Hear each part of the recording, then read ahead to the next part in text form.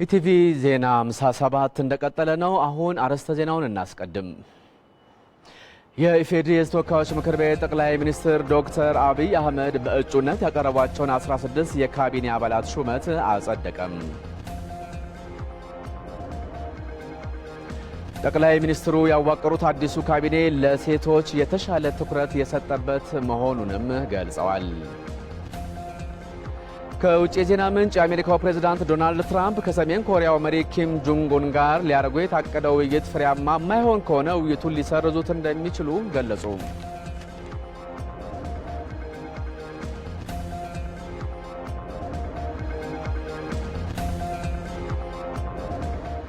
ከኛ ጋር አብራችሁ እንድትቆዩ እንጋብዛለን። ተመስገን በየነ ነኝ። የኢፌዴሪ ተወካዮች ምክር ቤት ጠቅላይ ሚኒስትር ዶክተር አብይ አህመድ በእጩነት ያቀረቧቸውን 16 የካቢኔ አባላት ሹመት አጸደቀ። የካቢኔ አባላቱ ሙስናን መዋጋትና የአገልግሎት አሰጣጥ ችግሮችን መፍታት ተቀዳሚ የትኩረት አቅጣጫዎቻቸው ይሆናሉ ነው የተባለው። ደምስ መኩሪያው በሶስተኛ ዓመት የሥራ ዘመን 21ኛ መደበኛ ጉባኤው የኢፌዴሪ ሕዝብ ተወካዮች ምክር ቤት በጠቅላይ ሚኒስትር ዶክተር አብይ አህመድ የቀረቡ የ16 የካቢኔ አባላትን ሹመት አጽድቋል። ከተሿሚዎቹ መካከል 11ዱ አዳዲስ የካቢኔ አባላት ሲሆኑ አምስቱ ደግሞ ከዚህ ቀደም በተለያዩ መስሪያ ቤቶች በሚኒስትርነት ያገለገሉ ናቸው። የካቢኔ አባላቱን በእጩነት ያቀረቡት ጠቅላይ ሚኒስትር ዶክተር አብይ አህመድ አባላቱን ለመምረጥ በመነሻነት የተወሰዱ ጉዳዮችንም ለምክር ቤቱ አባላት አስረድተዋል።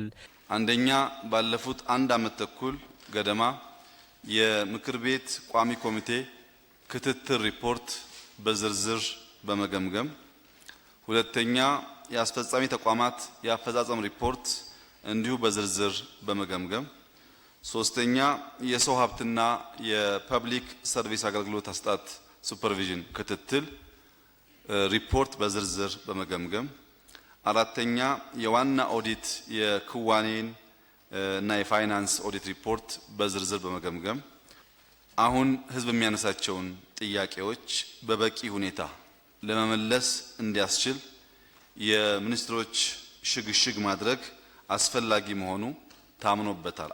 የምክር ቤቱ አባላት በካቢኔ አባላቱ ለውጥ ዙሪያ የተለያዩ ጥያቄዎችንና አስተያየቶችን ሰንዝረው ጠቅላይ ሚኒስትሩ ምላሽ ሰጥተውባቸዋል። ጂቲፒቱ የሰው መቀያየሪያ ሆነች። የአንዳንድ አመራር የቲተር ቀለማቸው ውጤት ደርቆ ውጤት ሳያመጣ መቀያየር ዳዴ እያሉ ቆዩ እያለን ውጤት ሳናመጣ ቆይተን አሁን ደግሞ የ2 ዓመት ተኩል ደግሞ እነሱ ሊለማመዱ ነው ማለት ነው። አሁን ስራ ምን ግምት ውስጥ ተገብቶ ነው? ከባድ እኮ ነው። ክቡር ጠቅላይ ሚኒስትር እዛ ፌዴራል ሚኒስቴር ያለ እኮ ተቋሙ ለማወቅ ራሱ ቶሎ እኮ ለማወቅ አንዳንዶቹ ከፖሊሲ ከምናምን ችግር የላቸውም ሰዎቹ ሳያቸው።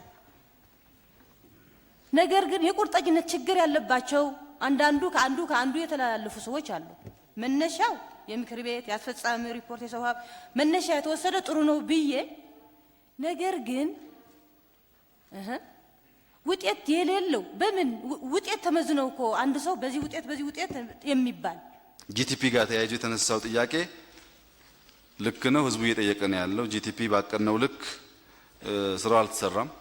አሁን አመራሮች ቀደም ሲል እንዳነሳሁት ቅድሚያ ሰጥተው እንዲሰሩ የምንፈልገው አንደኛ ሙስናን መዋጋት፣ በከፍተኛ ደረጃ ሀብት እየወደመ ያለበት አካባቢ ለይተን ልምድ ያላቸው የፖለቲካ ልምድም ያላቸው የአመራር ልምድም ያላቸው ሰዎች የመደብንበት ዋናው ምክንያት ሙስናን ለመዋጋት የሚደረገው ትግል ውስጥ ድጋፍ ያደርጋሉ፣ ቀጥተኛ አመራር ይሰጣሉ በሚል እምነት መሆኑን፣ ሁለተኛው ብክነት ነው።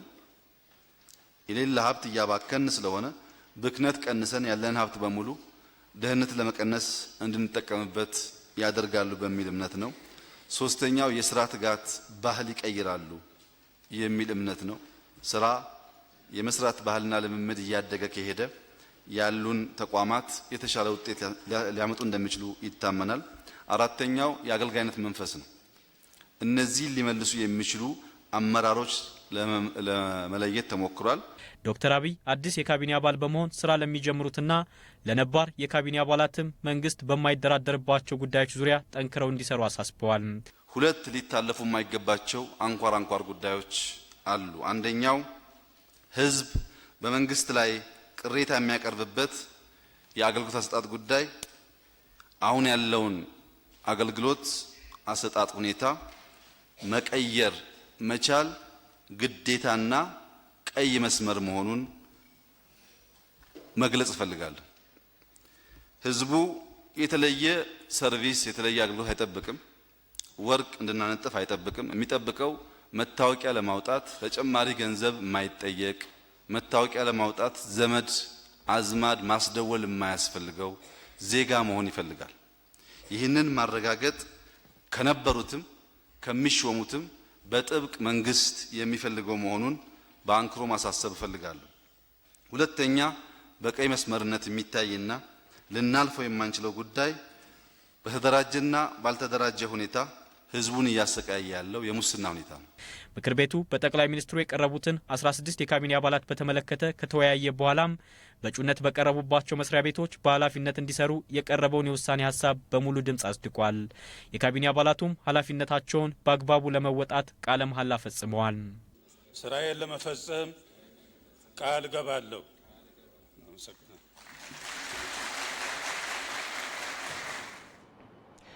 በሌላ በኩል የሚኒስትሮች ምክር ቤት በላከው መግለጫ የፌዴሪ ጠቅላይ ሚኒስትር ዶክተር አብይ አህመድ ለፌዴራል መንግስት የስራ ኃላፊዎች ሹመት ሰጥተዋል።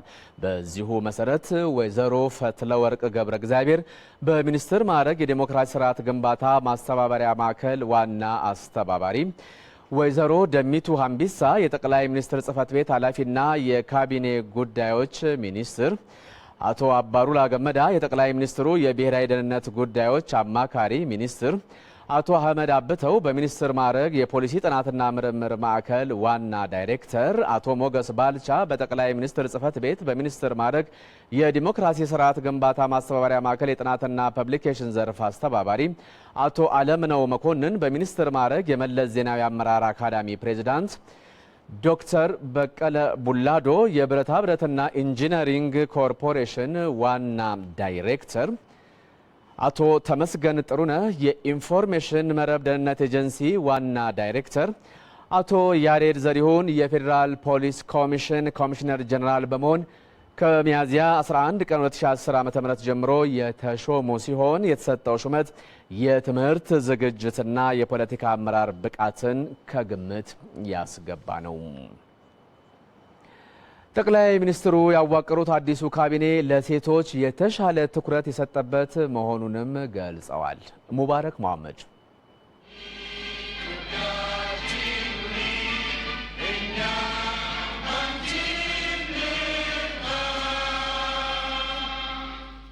የሀገሪቱ ህዝቦች ሉዓላዊ ስልጣን ባለቤት መገለጫ የሆነው የህዝብ ተወካዮች ምክር ቤት 5ኛ ላይ ደርሷል። ምክር ቤቱንም የተለያዩ የስራ ኃላፊዎች በአፈ ጉባኤነት መርተውታል። አሁን ተራው የወይዘሮ ሙፈሪያት ካሚል ሆኗል። የመጀመሪያዋ ሴት የህዝብ ተወካዮች ምክር ቤት አፈ ጉባኤ እኔ ለህገ መንግስቱ ታማኝ በመሆን ከሀገሪቱና ከህዝቡ የተጣለብኝን ኃላፊነት በቅንነት በታታሪነት እንዲሁም ህግና ስርዓትን መሰረት በማድረግ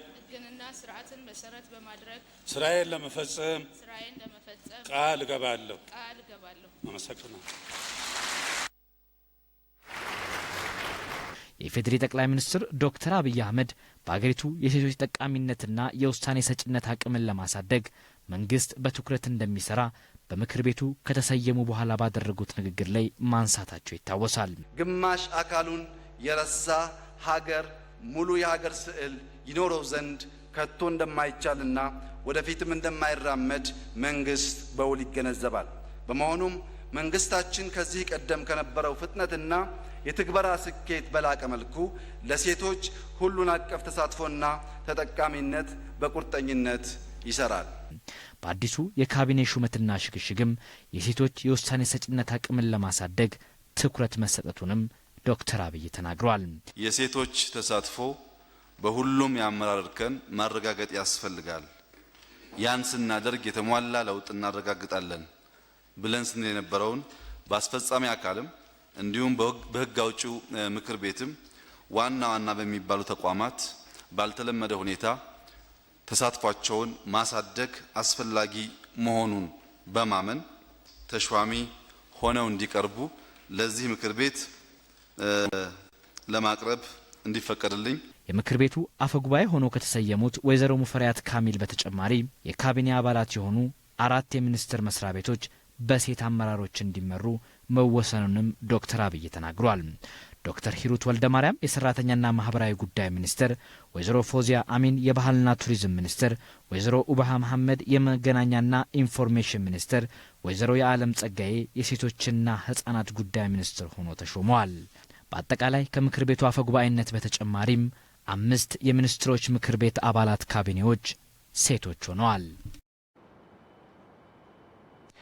ይህንኑ የጠቅላይ ሚኒስትር ዶክተር አብይ የካቢኔ አባላት መሰየምና እንደዚሁም ደግሞ በተወካዮች ምክር ቤት መጽደቅን ተከትሎ ተጨማሪ መረጃ ሊሰጠን ሙባረክ መሐመድ እዚህ ይገኛል። ሙባረክ እንደምን አምሽታል? እንደምን አምሽታል።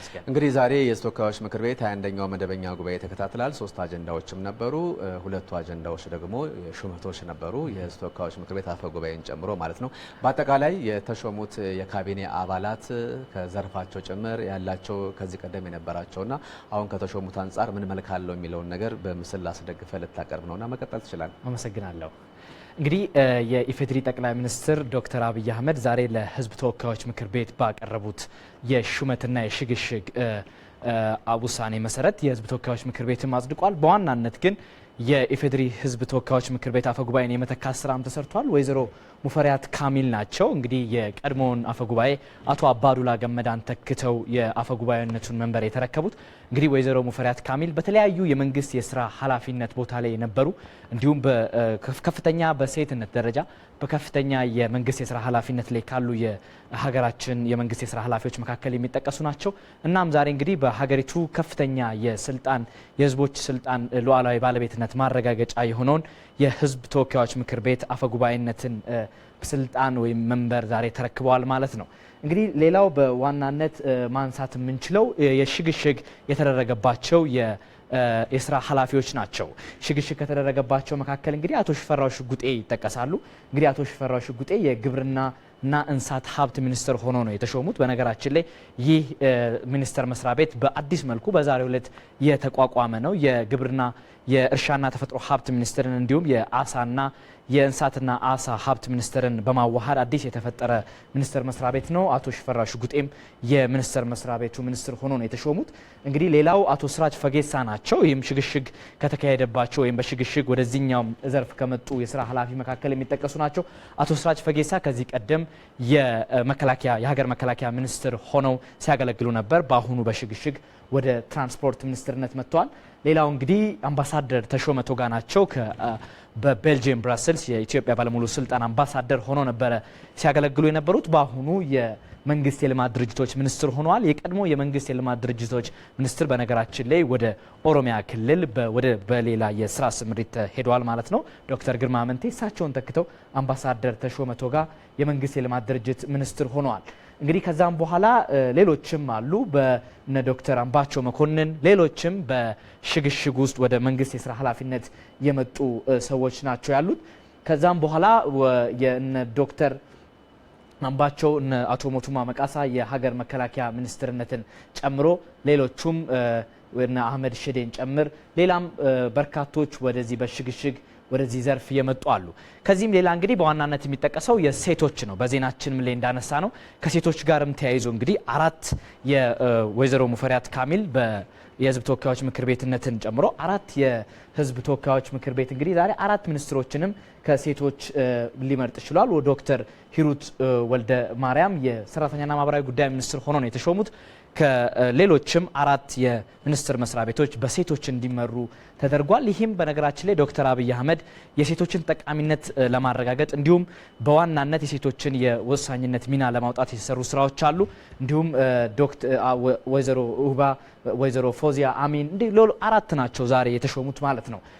ሌላው እንግዲህ ከክልል የመጡ ናቸው። ከክልል ወደ ፌዴራል የአመራርነት ሚና የመጡ ናቸው። ሌላው በዘርፍ ለመቃኘት የፈለግ ነው። ይህም በነገራችን ላይ በዘርፍ ውስጥ 6 የሚያህሉ ሰዎች ከክልል ወደ ፌዴራል መጥተዋል። ይህም ማለት በዋናነት በፌዴራል በክልል ውስጥ እነዚህ አሁን 6ቱ ሰዎች በዋናነት ህዝቡ ጋር በቀጥታ ሲገናኙ የነበሩ ሰዎች ናቸው ማለት ይቻላል። ምክንያቱም በክልል ደረጃ በርካታ ስራዎችን በርካታ ህዝብ መገልገያ ተቋማትን ሲመሩ የነበሩ ሰዎች ነበሩ።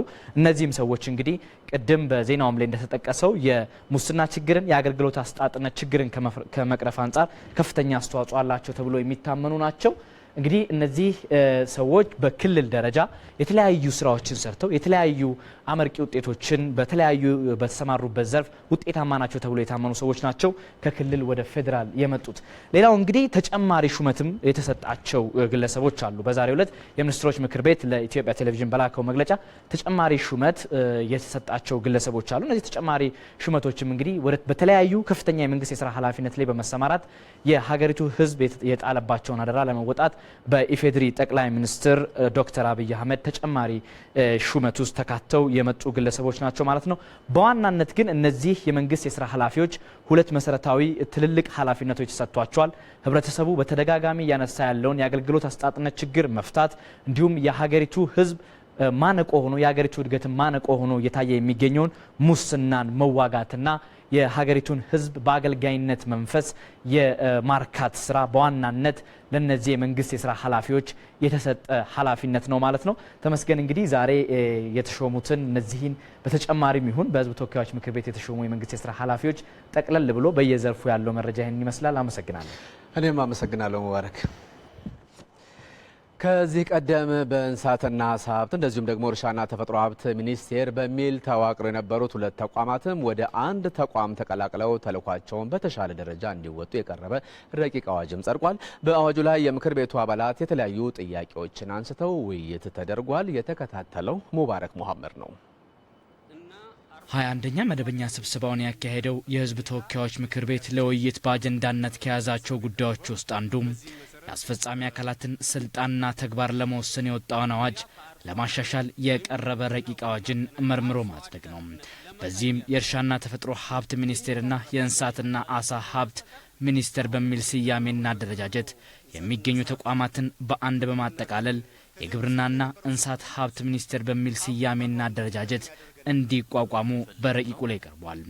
የምክር ቤቱ አባላትም በቀረበው ረቂቅ ላይ የተለያዩ ሀሳቦችን አንስተው ውይይት አድርገዋል። ካለን ሀብት አንጻር በአግባቡ ከመጠቀም አንጻር እንስሳትና ዓሳ ሀብት አሁንም ወደ ግብርና መሄዱ ትኩረት ያጣና ከዚህ በፊት ስንል የነበረው ስጋት ተመልሶ ሀብቱን በአግባቡ እንዳንጠቀም ያደርገናል። አሁን እዚህ የቀረበው ሎጂክ የሰው ሀብት፣ የፋይናንስ ትራንስፎርሜሽን በአግባቡ ለመፈጸም ነው የሚለው። እዛው ሳለ በአግባቡ ጥሩ አመራር ጠንካራ አመራር መድበን ማሰራት አይቻልም ወይ? እንስሳትና ዓሳ ሀብት እያለ ወደ ኢንዱስትሪ ለሚደረገውም ሽግግር እኮ የሚካሄዱ የእርሻ ስራዎችም ይሁን እንደዚሁም የእንስሳት እርባታ ሁኔታ ሁለቱ አንዱ ክንፍ የእንስሳት አንዱ ክንፍ የእርሻ በሚደረግበት ሁኔታ ተይዞ ካልተሰራ በስተቀር ሊበሩ አይችሉም። የቆዳ ኢንዱስትሪዎቻችን በቆዳ ጥራት እታች ሄዶ ህብረተሰቡ ጋር እንስሳት ከሚያረቡት ጋር የቴክኖሎጂ ስራው የሚሰራበት ሁኔታ ካልተፈጠረ በስተቀር አሁንም ችግር ነው እየተባለ እና ምን ታስቦ ነው? በሰዓቱ ደግሞ በአርብቶ አደርነት ብቻ የሚተዳደሩ ማህበረሰቦች መንግስት ለጉዳዩ ትልቅ ትኩረት ሰጥቷል ብሎ ያሰቡበት ሁኔታ ነበር። አሁን እንደገና ይህንን ተቋም ወስዶ ከግብርና ጋራ እንደገና ተመልሶ የሚጨፈለቅበት ሁኔታ ካለ ምንድነው እዚህ ላይ ያለው ተስፋ? ምንድነው የታሰበው? ከ2-3 ዓመት በፊት የእንስሳትና ዓሳ ሀብት ሚኒስቴር ግብርና ሚኒስቴር ውስጥ ተወሽቆ ስለነበር ይህንን ታሳቢ ያደረገ ፖቴንሻሉ፣ ስፋቱ፣ መቀላቀሉ ወቅታዊ ሀገር አጀንዳ በመሆኑ ታሳቢ ተደርጎ ራሱን ችሎ ከመወሸቅ ወጥቶ ሚኒስቴር መስሪያ ቤት እንዲሆን ተደረገ። ይሄ ትክክል ነበር። አሁንስ እንመልሰው እውነት በጥናት ላይ ተመስርቶ ነው ወይ? ሁለቱ ሚኒስቴር መስሪያ ቤቶች መርጅ መሆን ወይንም አንድ ላይ መሆን በተመለከተ ቅድም እንደተባለው ጥብቅ የሆነ የክትትልና ስርዓት ድጋፍ ስርዓት ካደረግንበት እኔ ችግር አለው ብዬ አልገምትም። የፌዴሪ ጠቅላይ ሚኒስትር ዶክተር አብይ አህመድም የምክር ቤቱ አባላት ላነሷቸው ጥያቄዎችና አስተያየቶች ምላሽ ሰጥቷል። አደረጃጀት ታክቲካል ነው። በማንኛውም ወቅት የያዝነውን ዓላማ ለማሳካት እንደየወቅቱ ሁኔታ እንደየአቅማችን ሊቀያየር ይችላል። አንዴ ስለተቀየረ በሌላ ጊዜ የማይነካ ተደርጎ ባይወሰድ ጥሩ ነው። የተቀየረበት ዋና ዓላማ ግን የምክር ቤት አባላት ያነሷቸውን ዋና ዋና ጉዳዮች ለማስፈጸም ነው። በግምገማዎቻችን እንዳየነው ይህ ሚኒስቴር መስሪያ ቤት እስካሁን ባለው ጉዞ 56% ነው የሰው ኃይሉን ሊያደራጅ የቻለው። ምንፈልገው ፈጣን፣ ጠንካራ የተሰጠውን ስራ መስራት የሚችል ተቋም መሆን ሲገባው ያ ያልሆነበት ምክንያት የሰው ኃይል ሽሚያ በሁለት ተቋማት መካከል በመኖሩና መጨረሻም ደግሞ መዳረሻቸውም አንድ ኤሪያ ላይ በመሆኑ ደምረን ጠንከር ብናደርጋቸው የበለጠ ውጤታማ እንሆናለን ከሚል ነው። አንዱ ባንዱ ይጨፈለቃል የሚለው ኮንሰርን አንዱ ባንዱ አይጨፈለቅም። ሁለቱም ራሳቸውን የቻሉ ዘርፎች ናቸው። እንስሳትን በግብርና አይጨፈለቅም፣ ግብርናም በእንስሳት አይጨፈለቅም። ሁለቱም ተደምረው ተጋግዘው የሰው ኃይላቸውን ሀብታቸውን ጠንካራ የፖለቲካ አመራር ጨምረን አጠናክረን በመስራት ምን ፈልገውን ሀሳብ ያንን ሀብት ባክኖ እንዳይቀር ለሀገር ጥቅም ማዋል ያስችላል የሚል እምነት ተይዞ መሆኑን የተከበረው ምክር ቤት እንዲገነዘብ እፈልጋለሁ። በጥናት ላይ ተመስርቶ ዝርዝር ግምገማ ተደርጎ የቀረበ መሆኑን ታሳቢ ቢደረግ። የቀረበውን ረቂቅ አዋጅም ምክር ቤቱ በ3 ተቃውሞ 1 ድምፅ ታቅቦ በአብላጫ ድምፅ አጽድቋል። ከኢትዮጵያ ቴሌቪዥን ዜና 57 እንደቀጠለ ነው። በኢትዮጵያ አንዳንድ አካባቢዎች ቀደም ሲል ተፈጥሮ በነበረው ሁከትና ብጥብጥ ምክንያት በመላ አገሪቱ የአስቸኳይ ጊዜ አዋጅ መታወጁ ይታወቃል። ከአዋጁ በኋላም በየቀጠናው የተሰማራው የጸጥታ ኃይል ከየአካባቢው ሕብረተሰብ ጋር በመሆን ባካሄደው ተከታታይና ከፍተኛ የማረጋጋት ስራ ዛሬ በሁሉም የሀገራችን ማዕዘናት ሰላም ሰፍኖ ሕብረተሰቡም የተለመደ የዕለት ተዕለት ተግባሩን በማከናወን ላይ እንደሚገኝ የአስቸኳይ ጊዜ አዋጅ ኮማንድ ፖስት ሴክሬታሪያት ጽሕፈት ቤት ገለጸ። ይሁን እንጂ አሁንም የሕብረተሰቡን ሰላምና የሀገሪቱን ጸጥታ የማይፈልጉ ኃይሎች የከፍተኛ የትምህርት ተቋማትን የመማር ማስተማር ሂደት የማደናቀፍ ተግባር በመፈጸም ላይ ናቸው። በሞያሌ ከተማ ነዋሪዎች መካከል ግጭት በማስነሳትና በሰላማዊ ዜጎች ላይ ቦምብ በማፈንዳት በሰው ሕይወት ላይ ጉዳት እንዲደርስም አድርገዋል። በተወሰኑ አካባቢዎችም በህዝቦች መካከል ግጭት በመፍጠር ዜጎች ከቀያቸው እንዲፈናቀሉና በሕይወትና በንብረት ላይ ጉዳት እንዲደርስ እያደረጉም ይገኛሉ። እነዚህ ኃይሎች በቅርቡ ከሚያዚያ 2 እስከ ሚያዚያ 8 2010 ድረስ ባለው ጊዜ ውስጥ በጉጂ ዞን ቀርጫ ወረዳ በብሔረሰቦች መካከል ሆን ብለው ግጭት እንዲፈጠር በማድረግ በሰላማዊ ዜጎች ላይ የሞትና የመቁሰል አደጋ እንዲደርስ ከማድረጋቸውም በላይ ከፍተኛ ቁጥር ያለው የአካባቢው ነዋሪ እንዲፈናቀልም አድርገዋል። በአሁኑ ጊዜ የተፈጠረውን ችግር ለመፍታት የጸጥታ ኃይሎች ከአካባቢው መስተዳድርና ህብረተሰቡ ጋር በመሆን ከፍተኛ ጥረት በማድረግ ላይ ናቸው። ከቀያቸው የተፈናቀሉ ዜጎችም ወደ ቀድሞ ቦታቸው እንዲመለሱ ለማድረግና የተረጋጋ ህይወታቸውን እንዲቀጥሉ ለማስቻል እንደዚሁም የአስቸኳይ ጊዜ እርዳታ እንዲደርሳቸው በማድረጉ በኩል መንግስትና የቀጠናው ኮማንድ ፖስት ከሚመለከታቸው አካላት ጋር በመስራት ላይ ይገኛሉ። የጸጥታ ኃይሉ አጥፊዎቹንና ሁከት ፈጣሪዎችን ተከታትሎ በቁጥጥር ስር ለማዋል ከፍተኛ ክትትልና ቁጥጥር በማድረግ ላይም ነው የሚገኘው። በሌላ በኩል በሀገራችን የተለያዩ አካባቢዎች ከፍተኛ የሆነ የኮንትሮባንድ እንቅስቃሴና የህገወጥ የጦር መሳሪያ ዝውውር እየተስተዋለም ነው። ሆኖም የጸጥታ ኃይሎች ከህብረተሰቡ ጋር በመሆን የኮንትሮባንድ ንግድንም ሆነ የህገወጥ የጦር መሳሪያ ዝውውር በተጠናከረ ክትትልና ጥበቃ በቁጥጥር ስር እያዋሉት ይገኛሉ። ለዚህ ውጤታማ ስራ የህብረተሰቡ ጥቆማና ትብብር ከፍተኛ በመሆኑ ኮማንድ ፖስቱ አድናቆቱን ገልጿል። በቀጣይም ህብረተሰቡ የሰፈነው ሰላምና መረጋጋት እንዳይቀጥል የሚፈልጉ የተለያዩ የውስጥና የውጭ ኃይሎች የሚያካሂዱት እንቅስቃሴ መኖሩን ተገንዝቦ ሳይዘናጋ እንደከዚህ በፊት ሁሉ ከጸጥታ ኃይሎች ጋር በጋራ በመስራት የአካባቢውን ሰላምና ጸጥታ መቆጣጠሩን እንዲቀጥል ኮማንድ ፖስቱ ጥሪውን አቅርቧል። አሁን የሰፈነው ሰላም አስተማማኝነቱና ዘላቂነቱ ሊረጋገጥ የሚችለው በህብረተሰቡ የነቃ ተሳትፎና ባለቤትነት እንደዚሁም የመስተዳድር አካላትና የጸጥታ ኃይሎች እያካሄዱት ያለው የተቀናጀ ጥረት ተጠናክሮ እንዲቀጥል ኮማንድ ፖስቱ አስገንዝቧል። ቢቢሲ በድረገጹ ይዟቸው ከወጣው መረጃዎች መካከል ኢትዮጵያዊው አንጋፋ የኪቦርድ ተጫዋች ኃይሉ መርጊያን የተመለከተ ዘገባ ይገኝበታል። አርቲስቱ በአሁኑ ወቅት ታዲያ ኑሮውን በአሜሪካ ዋሽንግተን ዲሲ ያደረገ ሲሆን ከሙዚቃም ባሻገር የታክሲ ሾፌር ሆኖ በመስራት ላይ እንደሚገኝ ነው የቢቢሲ ዘገባ የሚያመለክተው።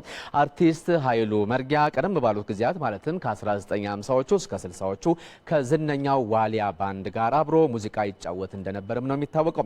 አርቲስቱ አሁን ላይ ከሁለት አስርት ዓመታት በኋላ በ71 ዓመቱ የሙዚቃ መሳሪያ ቅንብር አልበም የለቀቀ ሲሆን በተለያዩ የዓለማችን ሀገራት የተዘዋወረ ለሙዚቃ አፍቃሪያን ማቅረብ ጀምሯል።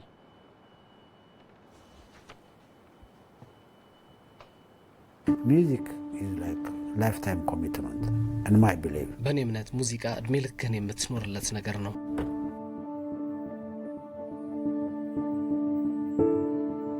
You have to practice.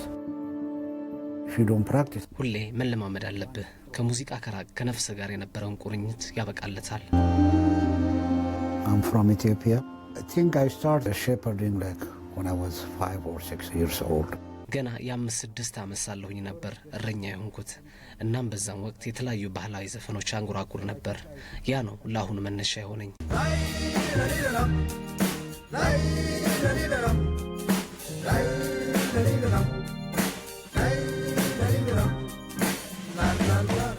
When I go to work, I always have my keyboard in my trunk. ሁሌ ወደ ስራ ሲሄድ የሙዚቃ መጫወቻ ኪቦርዴ መኪናዬ ውስጥ ነው።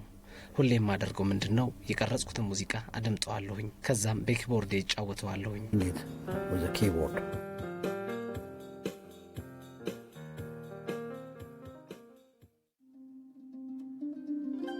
So when they see the name in my picture, then they start, they like whispering, how this Hailu, this Hailu. They ask me, are you real Hailu, the one who played?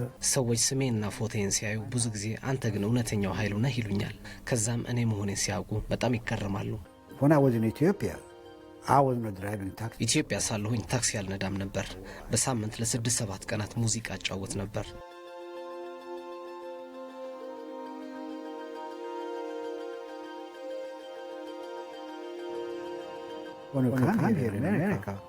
አሜሪካ ስትመጣ ቅዳሜና እሁድም ቢሆን ሙዚቃ ለመጫወት በጣም ከባድ ነው።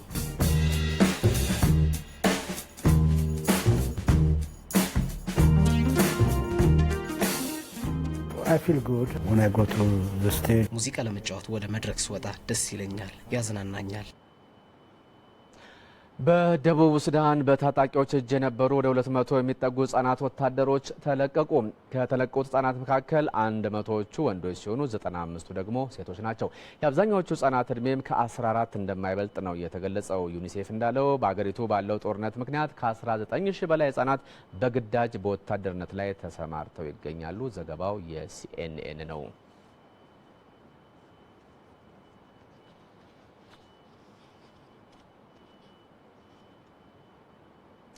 ዚምባብዌ የነጻነት ቀኗን አከበረች። ከአዲሱ የዚምባብዌው ፕሬዝዳንት ኤመርሰን ምናንጋግዋ ሀገሪቱ ከ83 ዓመት በፊት ከብሪታንያ አገዛዝ ነጻ የወጣችበትን ነጻነት ቀን ክብረ በዓል አስጀምረዋል። ሙጋቤ በስልጣን ላይ በነበሩበት ወቅት ላይ በሀገሪቱ የነበረውን የመልካም አስተዳደር ችግሮችና የሙስና ጉዳይና የስራ ዕድል መፍጠር ፕሬዝዳንት ምናንጋግዋ ቀጣይ ስራ ይሆናልም ነው የተባለው። ፕሬዝዳንት ኤመርሰን ምናንጋግዋ የሀገሪቱ ሕዝብ ከመንግስት የሚጠበቅባቸውን ነገሮችና የተጋረጡባቸው እንቅፋቶች ማጥፋት ላይ አተኩሬ እሰራለሁ ብሏል። ዚምባብዌ በቀጣይ ለምታስተናግደው ምርጫ አገሪቱ ያለችበት የምጣኔ ሀብት ቀውስ እንቅፋት ይሆንባታል ሲል አልጀዚራ ዘግቧል።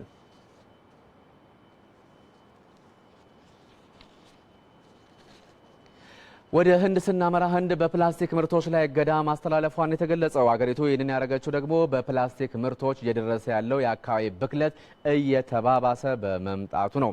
ይሁን እንጂ እገዳው በበርካታ አምራቾች ዘንድ ከገቢ ጋር በተያያዘ ተቃውሞ እያስተናገደ ነው። ከቅርብ ጊዜ ወዲህ የፕላስቲክ ምርቶች በተለይም የውሃ አካላትን በመበከል ረገድ ጫና እያደረሱ መሆኑን ጥናቶች ያሳያሉ ሲል ቢቢሲ ዘግቧል።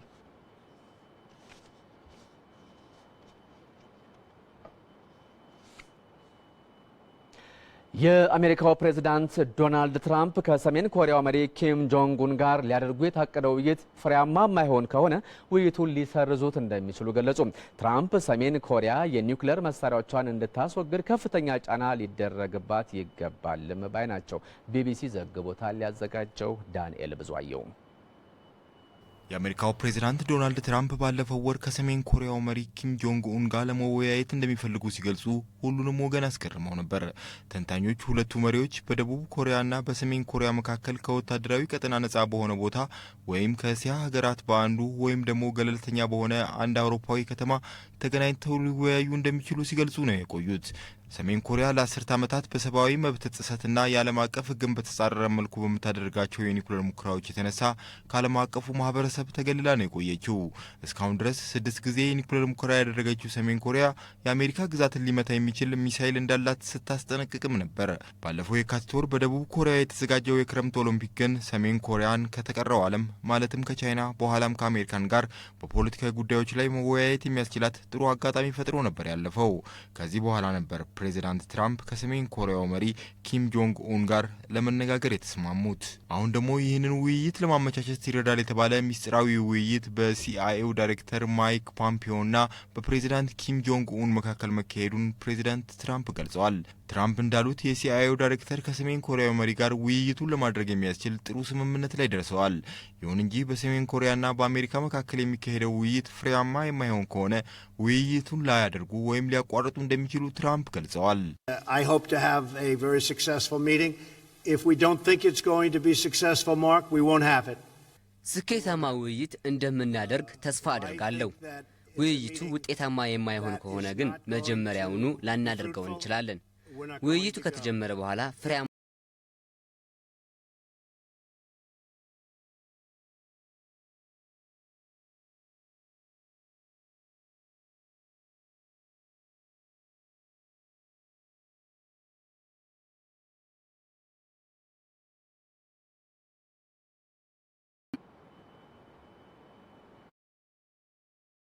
አሁን ደግሞ ወደ ስፖርት ዘገባ ልናልፍ ነው።